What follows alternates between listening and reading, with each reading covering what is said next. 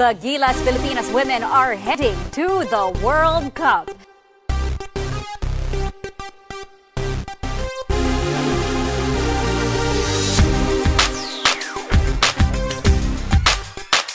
Ang taong 2025 ay naging isang solidong taon hindi lang sa ating pambansang koponan kundi maging sa mga individual players nito.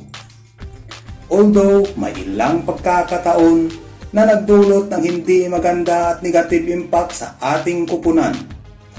Tulad nga ng 2 beses na pagkaka-upset at pagkakatalo ng Gilas Pilipinas sa kamay ng Chinese Taipei, ay mas marami ang magandang pangyayari na nagawa ng taong ito sa ating pambansang koponan.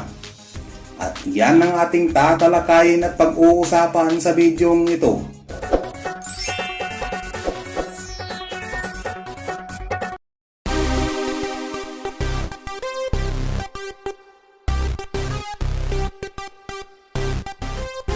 Buwan ng Hunyo nang sumabak ang ating mga manlalaro sa FIBA 3x3 Women's Youth Nations League Asia Pacific sa Doha, Qatar.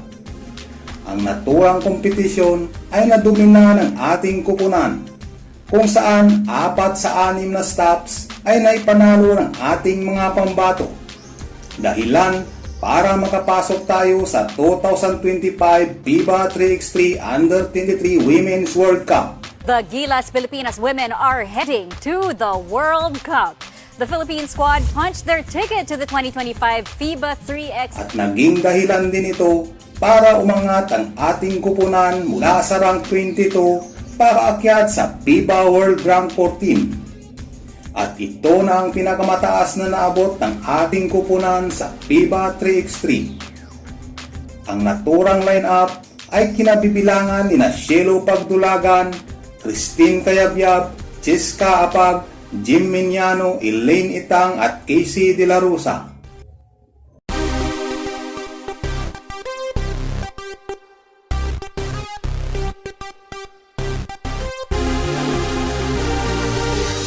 Isang buwan nang lumipas, buwan ng Hulyo, nang dumayo ang ating Gilas Girls Seniors Team sa Shenzhen, China para lumahok sa 2025 FIBA Women's Asia Cup.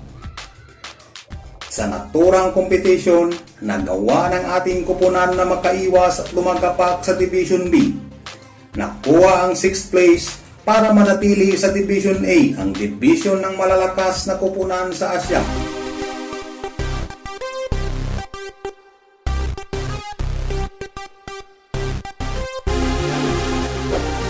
Sa tournament ding ito, una nating nakitang nagsama-sama at nagpasiklab sa iisang koponan ang mga bata at bigating foreign best players na sina Naomi Panganiban at Sumaya Sukapong.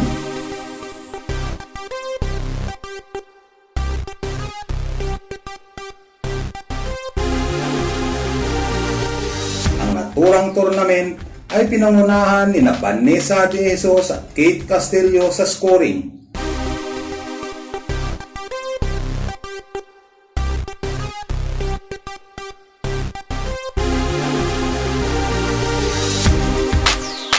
Pagdating ng Setyembre, dumayo naman ang ating Gilas Girls Under-16 sa Kuala Lumpur sa Malaysia para naman sa FIBA Under-16 Women's Asia Cup. Sa naturang kompetisyon, tinalo ng ating koponan ng South Korea sa tulong ng birthday girl na si Tiffany Reyes para makuha ang 6th place at makaiwas na bumaba sa Division B. Sa koponang ito, marami tayong hinangaan na mga bagong sibol na magiging future ng ating koponan. Kabilang na nga rito ang nagpakitang gilas na si Ella Smith, kasama sina McKenna Ramos, Alyssa Guson, Sia Jan Unyati at marami pang iba.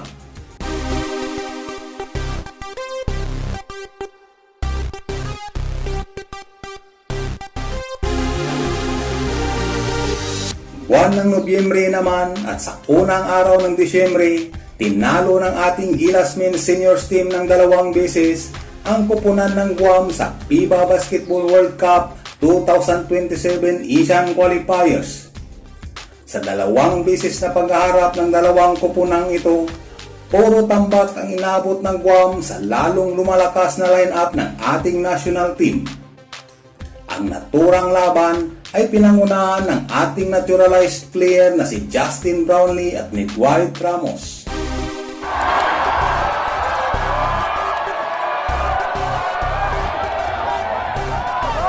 Buwan ng Desyembre, ilang araw bago pumasok ang taong 2026, inakot ng ating Gilas men at women sa basketball ang gintong medalya sa Southeast Asian Games na ginanap sa Thailand.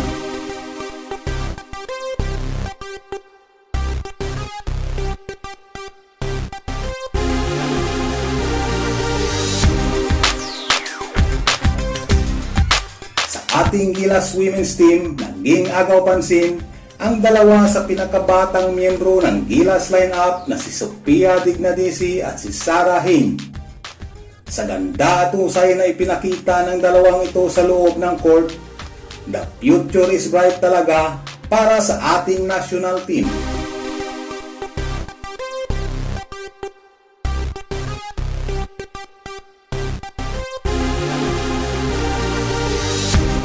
Ang tournament ay pinangunahan ng dalawang veterano sa kupunan na si April Bernardino at Casey De La Rosa.